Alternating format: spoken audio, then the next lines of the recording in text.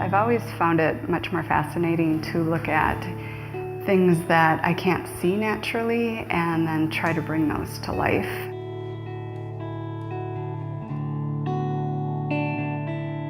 I'm Karen Gustafson, and I'm a painter and a drawer. In graduate school, I was next to a biology library, and so I was looking around in there, and then that's when I discovered microscopic images of plants. And I found that incredibly fascinating. The food series that I'm working on right now, I have 4 diptychs, and they contrast raw to processed food. Corn versus cornflakes, garlic versus a garlic pill.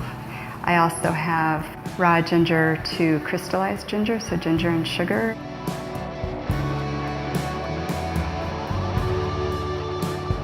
I'm an art professor at Normandale Community College, and in the biology lab we have a scanning electron microscope, and they offered all the different staff and faculty, if we were interested in using it, we could. And so as I started thinking about the food series, it seemed to click that I would want to go look at the food under the scanning electron microscopes.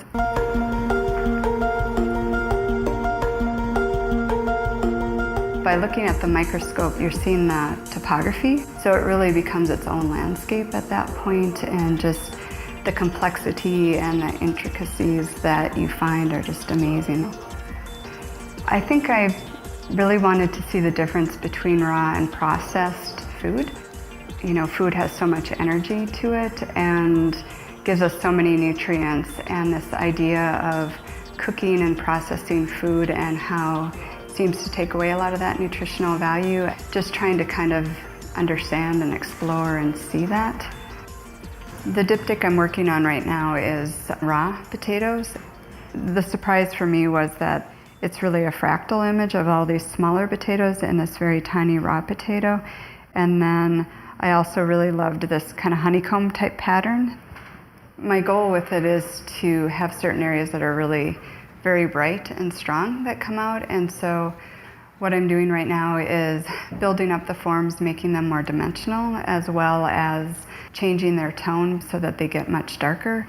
A lot of them get pushed back in space, so the other ones stand out quite a bit more. It's a lot about the process and about building individual marks to create this depth through, variations of color, variations of tone. I just love creating depth. I go in to start the negative spaces that are really dark and just do a traditional hatching and cross-hatching to establish that value pattern in the image. And the watercolor paper, since it's not primed or sealed in that way, it really soaks up the ink quite a bit, so I go through quite a few pens, but it also allows for a lot of different surfaces, some really soft surfaces and some really kind of intense, very crisp surfaces also. I'm not sure why I'm drawn to such detail or obsessiveness. My husband thinks I'm insane. The details and the complexities of everything just allows me to quiet down. I think there's just a lot of layers in life and a lot of complexity, and taking that time to just slow down and really look at what we can easily pass by. Success for me as an artist is being able to always be honest with my work and have it be something that makes me want to come into the studio and explore and learn and see things in new ways and understand and keep life interesting.